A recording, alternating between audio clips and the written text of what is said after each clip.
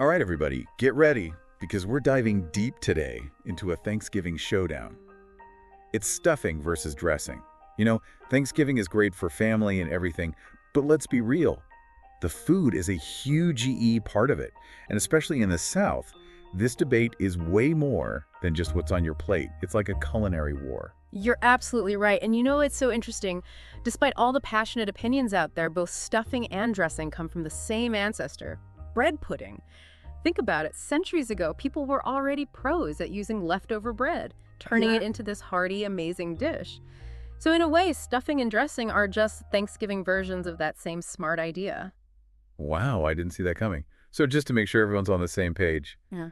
how do we even tell the difference between stuffing and dressing? Is it all just words, or is there a real difference in how they're made? There's a real difference for sure, and it's all about where the magic happens. Stuffing, as you might guess, is cooked right inside the turkey, soaking up all the juices as the bird roasts. It's like getting all the flavor straight from the source. So maximum flavor going right into the turkey. I get it. But what about dressing? What makes it different?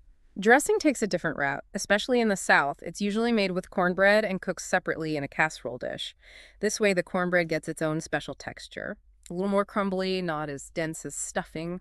You mentioned cornbread, and I know that's a big thing in the South, especially for dressing. Is there a reason why cornbread is the favorite choice for dressing down there? It's got to be more than just the taste, right? You got it. It's all about history and culture. You see, after the Civil War, the South was struggling, not a lot of resources or ingredients. Cornbread made from corn, which was easy to get, became really important. And that same idea of making the most of what you have led to using leftover cornbread for dressing, that's how it became a Southern Thanksgiving staple. So cornbread dressing is like a symbol of how the South bounced back after tough times, a taste of history in every bite. Exactly. It reminds us how food tells the story of a culture and how people can be creative and find good food even when things are hard. And speaking of making the most of what you have, both stuffing and dressing, show us another tradition using up leftover bread from the week before Thanksgiving. That's awesome. It's practical, and it adds another layer to these dishes. Like you're putting a bit of history and cleverness in every bite. It's not just about filling a turkey. It's about using what you have and remembering those who came before us. Absolutely. And this idea of using bread creatively goes way beyond Thanksgiving. Think about croutons for salads, breadcrumbs for casseroles, even bread pudding. Now you're talking. I love bread pudding, especially around the holidays. It's the ultimate comfort food. But before we get lost talking about dessert, let's move on to another interesting Thanksgiving tradition, the cousin walk. This one sounds a little mysterious. What happens on these walks? Well, picture this. You've just had an amazing Thanksgiving dinner, and all the adults are chatting and relaxing. But for the younger folks, the real fun is just starting. That's where the cousin walk comes in. It's like this secret tradition, a time for the kids and teens to escape the grown-up table and go on their own adventure. So it's like a secret club for cousins with their own plans. I'm imagining a scene from a movie with kids sneaking around with flashlights. What exactly happens on these walks? Is there a certain place they go? A specific reason? That's the best part. There are no rules. It's all about exploring and having fun together. Some families might have a traditional route they take, maybe through the woods or around the neighborhood. Others just let the kids go wherever they want, letting their curiosity lead the way. So it's not about the destination, it's about the journey. A chance for cousins to bond outside of the dinner table. Exactly. It's a time for sharing stories, playing games, maybe even getting into a little bit of trouble. It's about making those memories that only cousins can understand, those inside jokes and adventures that become family legends. And I'm guessing what happens on the cousin walk stays on the cousin walk. It's like their own little Thanksgiving secret. You got it. It's all part of the fun, creating this feeling of closeness and shared experience that only the younger generation gets. And, this tradition, even though people don't talk about it much, really shows us how Thanksgiving isn't just about the food. It's about connecting with family, making those bonds stronger, and passing traditions down through generations. That's a really good point. It's like the cousin walk is a way for kids to connect with their family history, Mm. a way for them to create their own Thanksgiving memories, separate from, but still a part of the bigger family gathering.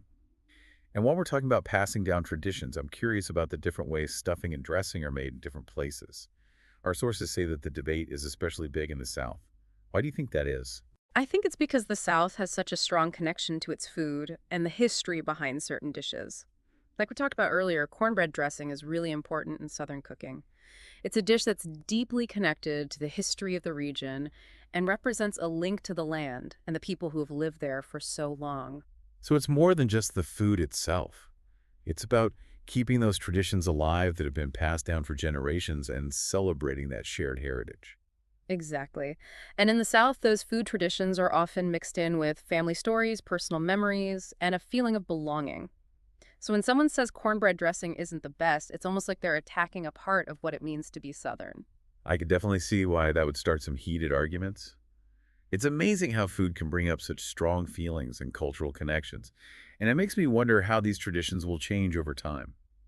Do you think there will be a time when stuffing and dressing become more similar, or maybe new versions will pop up that mix different styles of cooking? I think it could happen. Food traditions change all the time. As new generations come along, they bring their own ideas and ways of cooking.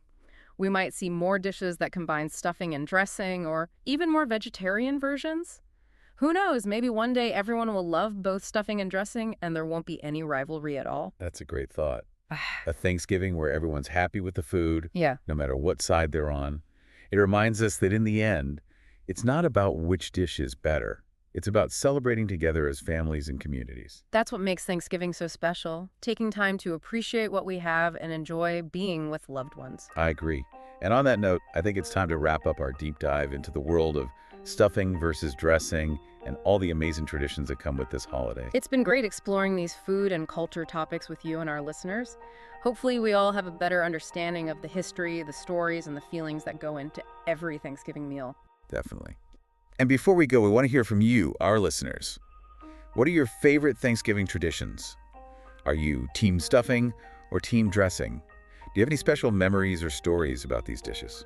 Share your thoughts and stories on our website or social media. We'd love to hear about how you and your family celebrate Thanksgiving. From all of us here at The Deep Dive, we wish you a very happy and delicious Thanksgiving.